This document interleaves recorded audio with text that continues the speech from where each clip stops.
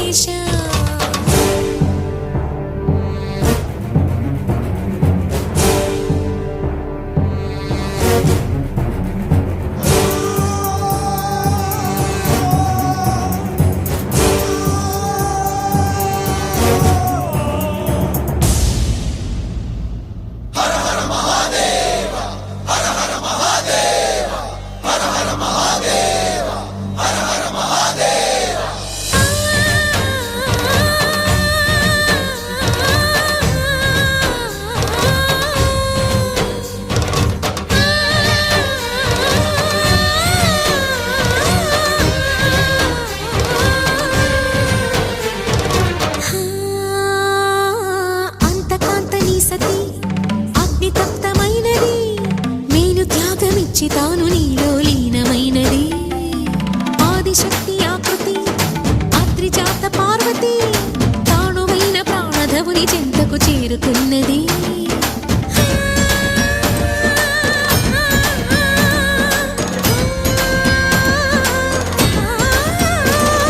భవుని భువికి తరలించేలా ధరణి దివిని తలపించేలా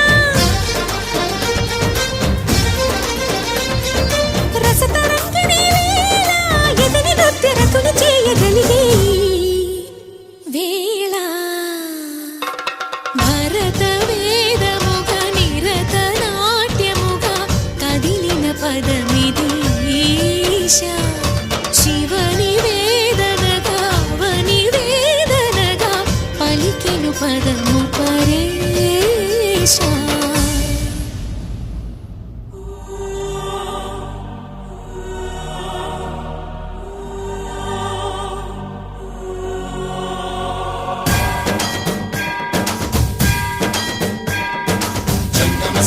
గంగాచిత శిరముల మండిత కర పురహర